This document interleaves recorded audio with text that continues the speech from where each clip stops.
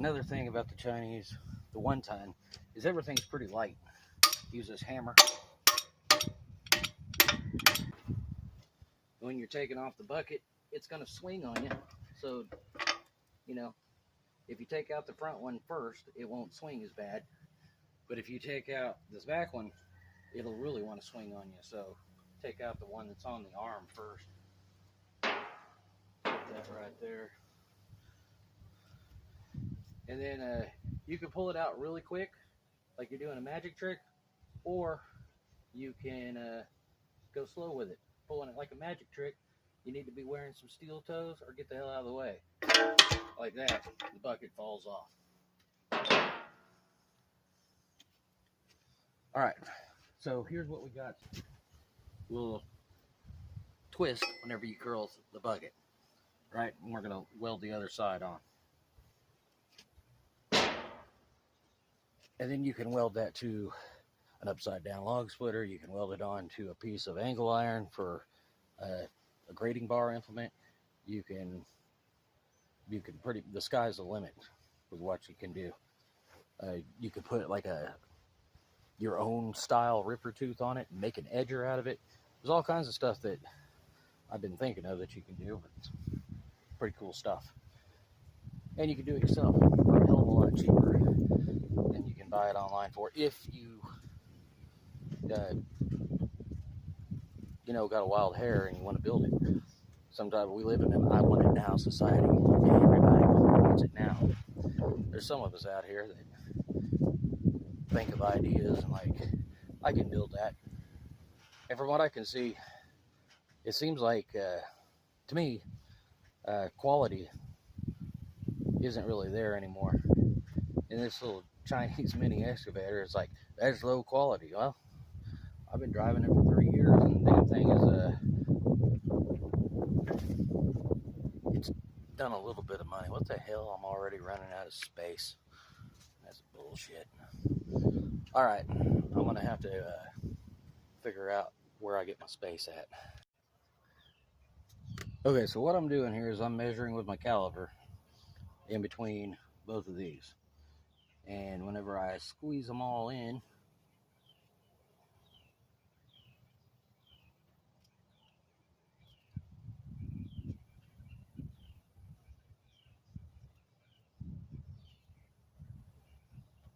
I don't know, maybe that one there is a little bit more narrow than the other one, I'm not sure. But I'm coming up with 91.2 on average. So that's what I'm gonna space that out. Let me get a better measurement here. I want to be like right on this shit.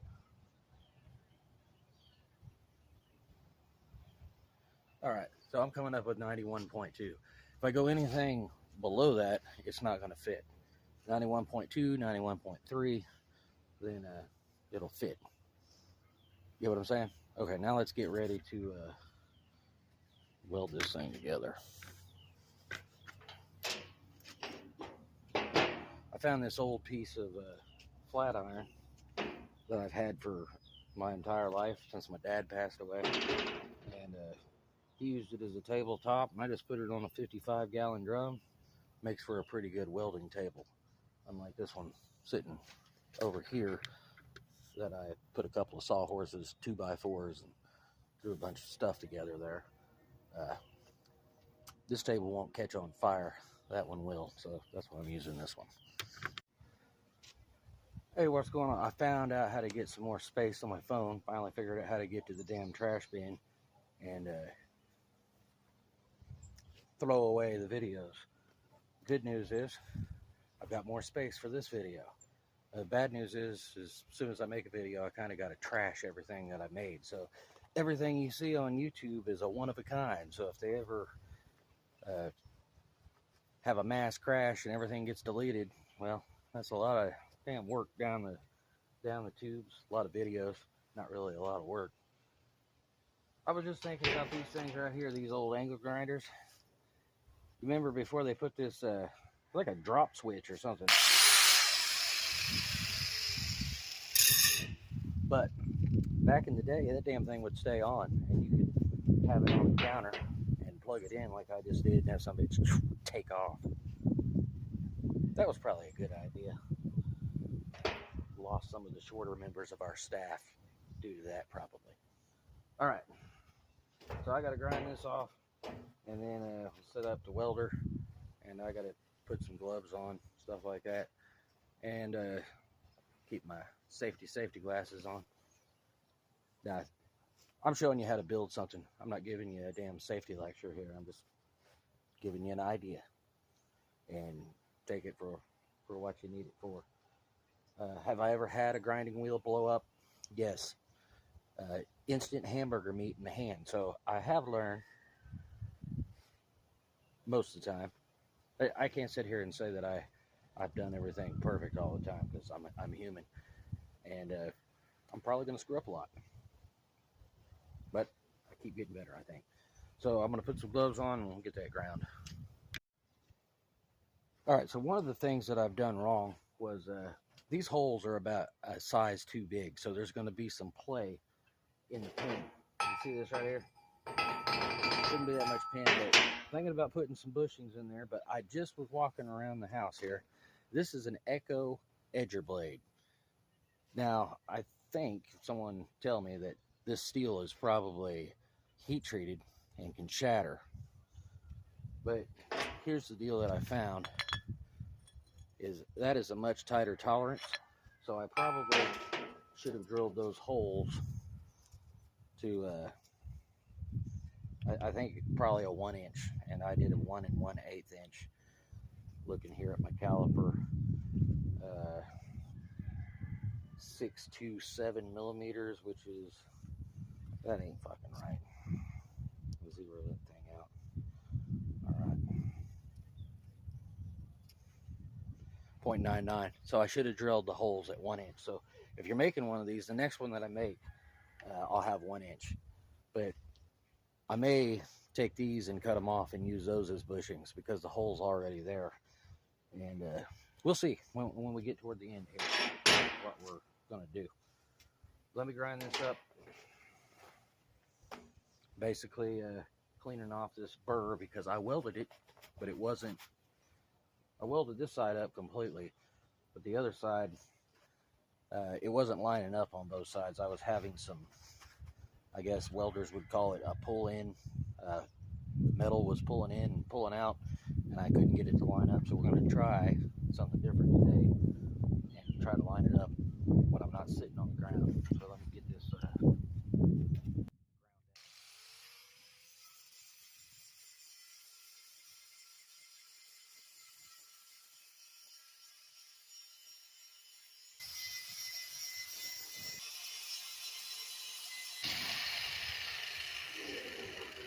So you remember in part one I said I wasn't going to bring you to that grinding, but I just did. I'll turn the volume down for you. Okay, 912 or something like that. I got a little bit of bad shit going on there. I know that if I line it up perfect over here, that the holes are going to line up across, because if you watch part one, you will see how I made sure that's going to happen. So what I'm going to do here is I'm going to put these pins in. Maybe right there. Like that. I think I'm going to go backwards. They should go in like that. There we go. Put it the right way, it'll work, by golly.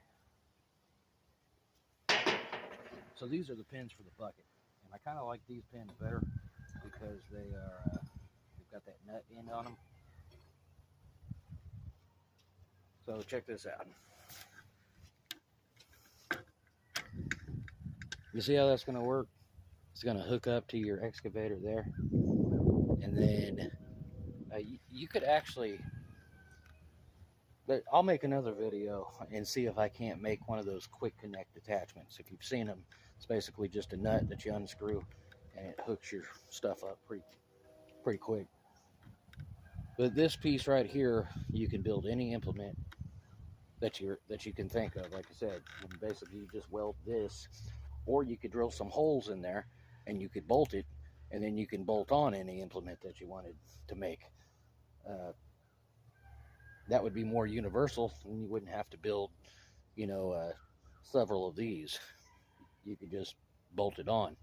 But I think that welding shit, it's a lot stronger than even a grade 8 bolt. But that's just because I just discovered welding, and I like it. You can be off a little bit in welding and just extend it. That's one of the cool things about it. And it's not really that hard. I'm not going to say that you don't need a special education. Like if you're doing welding on, the side of a ship, or oil pipelines and stuff like that, you would need some specific education. You could x-ray one of my welds, and I guarantee you it's not going to pass probably. But I do it for fun and as a hobby. This is actually the first functional welding that where it's going to be moving around a lot. So I'll find out in time as to whether or not the weld is good enough to where it's going to hold, or is it going to snap off within the first 30 or 40 minutes of me using something. But as far as getting into welding, you can get into it for about, I think, legitimately, for all this, a vest and gloves and a helmet and a titanium, one of those 110 welders, you can get into it for less than $200. And once you practice, you'll get better at it. Even the best welders out there started from nothing, had absolutely nothing. And some guys out there are really, really good. And I'm not even certified or anything like that. But what I do is I find myself looking at different welds and say, yeah, I can do about that good, or I can definitely probably not want to do that, because I've just seen welding crazy. But I find myself going up and looking at other people's welds and stuff like that all the time now, and I've never even done this to make money or anything. So now I'll set it up, probably pop the breaker on the camper a few times, and weld this thing up. Okay, so I think I've got it pretty well lined up here now. I guess this is what they call fabricating, and trying to get everything to match up right. So I've got 91.3. That's a little bit more, but what I'm trying to do here is I'm going straight up, making sure I'm 91.3 all the way up without moving it too much on both sides. And now I'll plug the welder in, and we'll try to tack that up.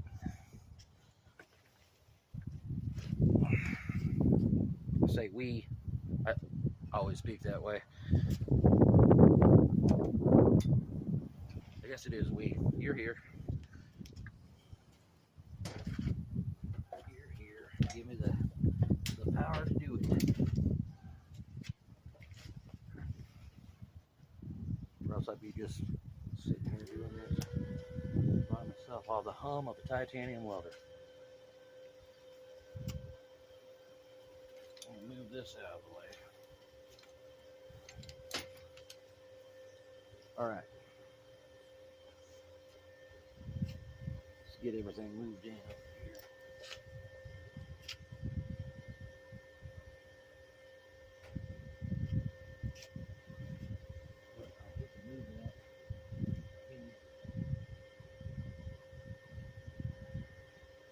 Probably line myself up and measure twice. 92.3.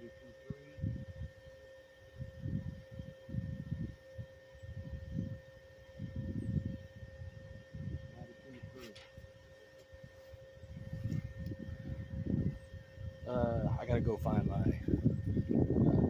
special helmet. It wasn't windy a while ago. MIG welding in the wind. This is gonna suck. So they say. Let's see. See if they're right.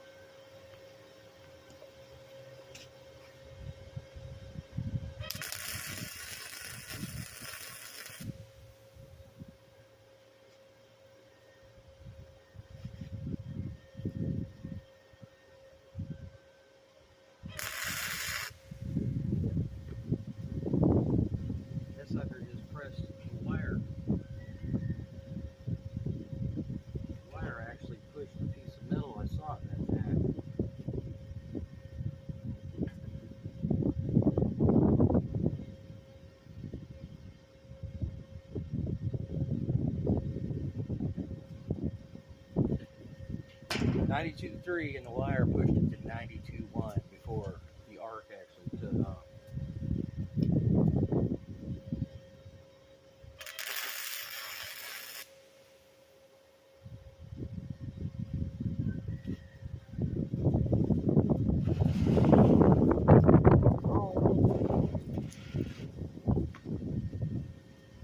I swear it was not windy that bad until, well, I guess it was. Probably been hearing the wind. You know I'm lying to you.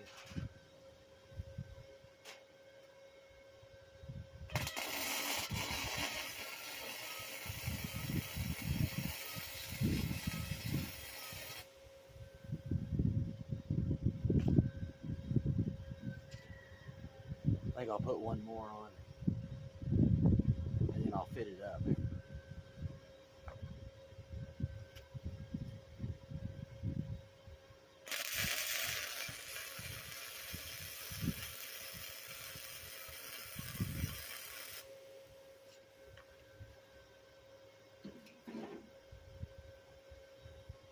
All right, let's see what we got here.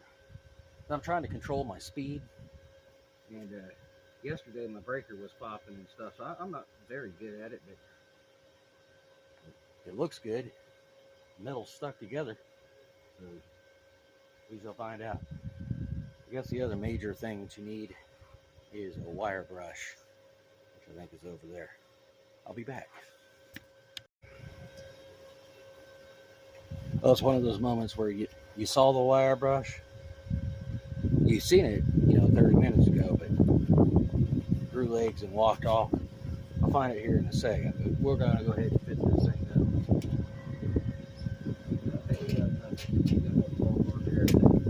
Give it a little test. Let me move you over. Put you right here. Now this is the moment where we're going to see, because I might have to grind off the corners of this because of pinch points right here. So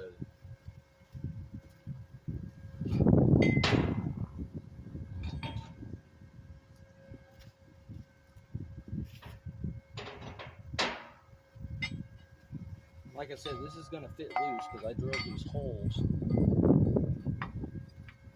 I drilled the damn holes too big on this piece, but we're going to get the basic idea.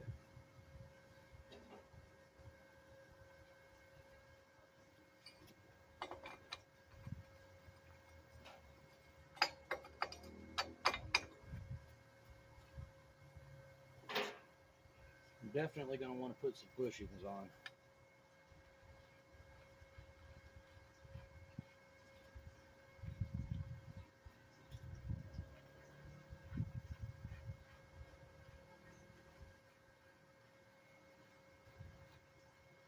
Okay, so this is the basic idea. Now I can weld any implement I want to this flat piece, and this piece will carry it. But I may have to grind off these corners or round them off because of pinch points. You don't want it to pinch, and you're fixing to find out with me if we got any pinch points. All right, I'm going to start the excavator up. I'm going to cycle it. You'll see how this piece actually moves for your implement.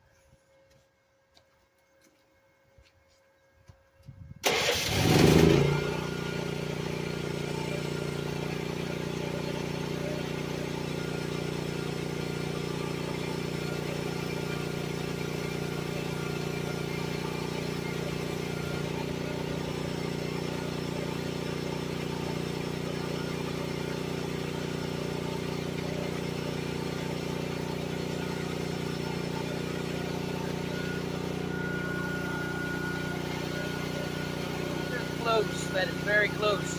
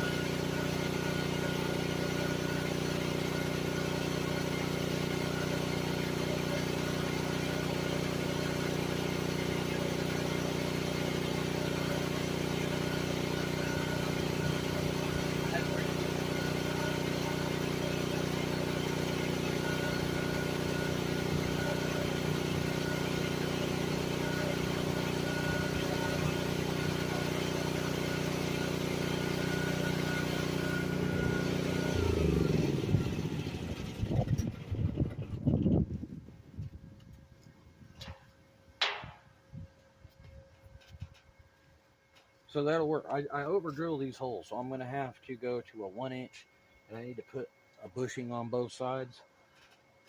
That's 1 inch, and then it'll give me a tighter, because right now it's really loose. It'll work better than nothing, but 1 inch will definitely help out, because if you don't have a real tight tolerance, you're going to wind up, the metal's going to wind up getting warped, and it's just going to get worse and worse quicker. So that's what I'll do, is put some bushings in there and finish welding this up. Let me take this out.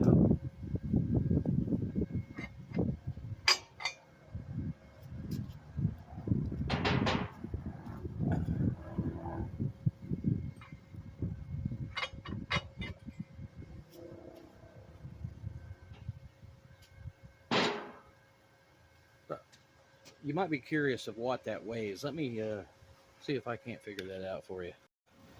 A Chinese mini excavator like I got, the 1 ton, can lift 250 pounds, basically with your arm completely extended.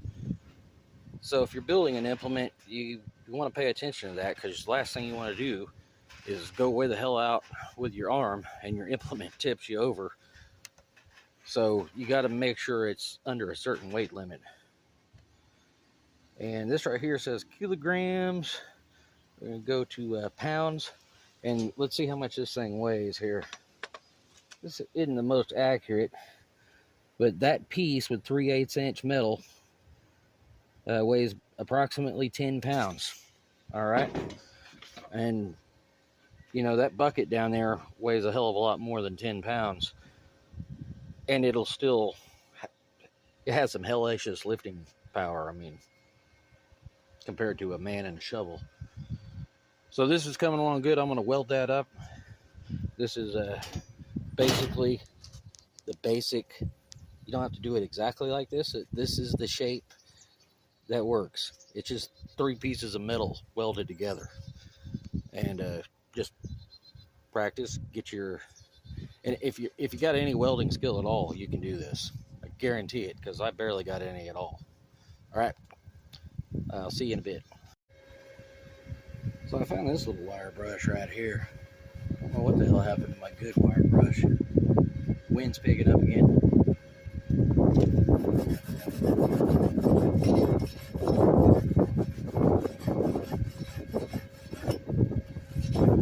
My main thing is my breaker keeps popping. So I actually like that better than another wire brush. See if I can get this without the breaker popping again. If it does, then well, I'll just have to go turn the breaker right off.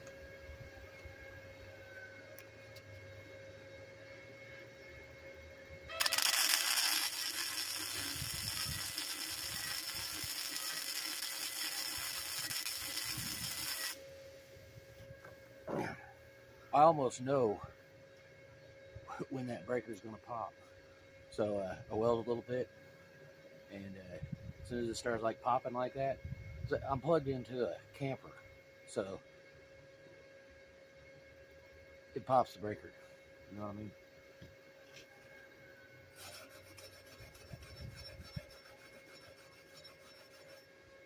Let's see if I can't fill this in.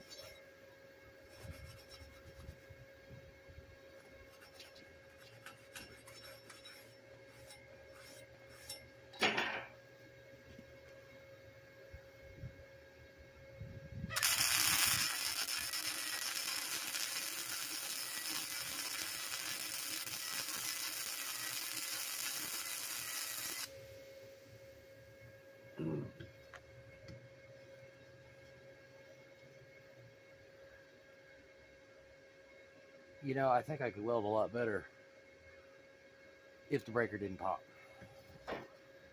It didn't pop that time, but I'm kind of nervous for going long bursts because the breaker keeps popping up.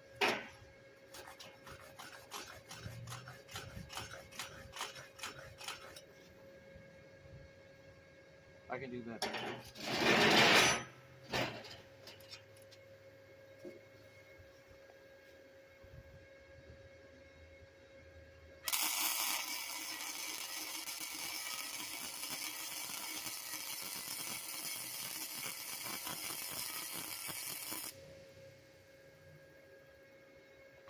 about all I want to go before the breaker pops.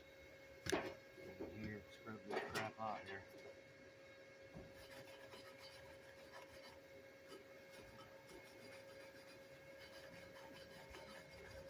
I'll get you, for you welders out there that like to judge,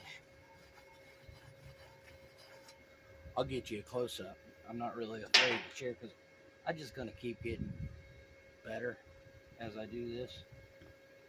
I might have my heat turned up.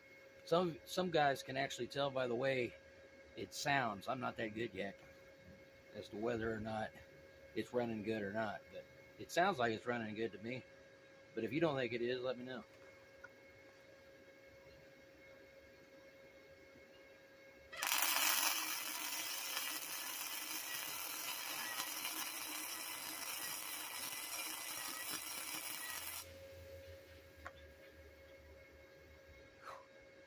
Had those fumes going up my damn helmet right there.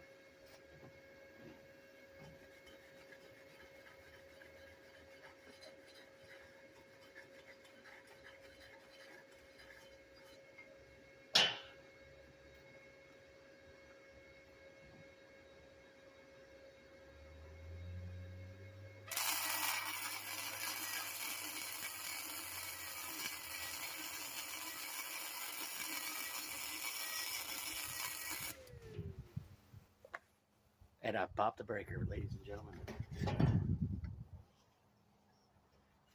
I only got a few more welds to do here. Let me go hit that. I don't know if I can do it.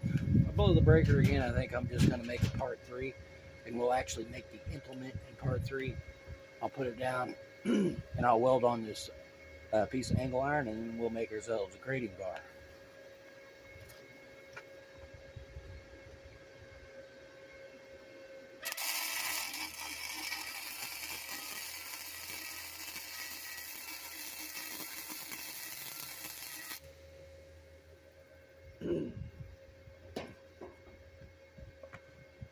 You'll know when the breaker pops because the buzz will go away.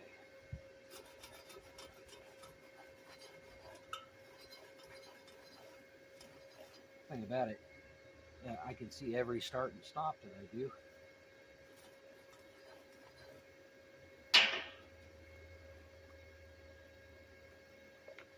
Could weld like that one guy on YouTube where he just pulls the trigger like 100 times.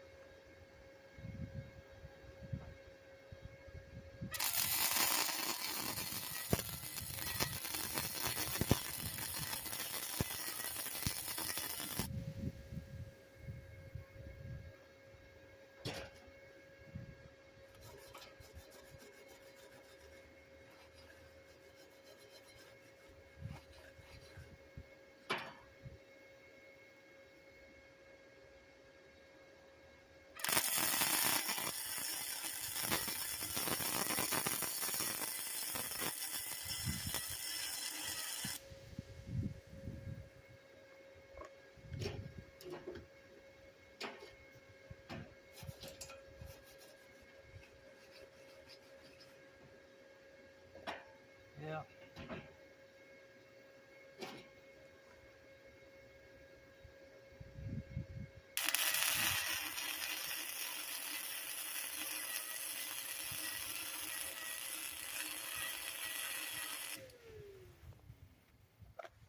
And we blew the breaker again.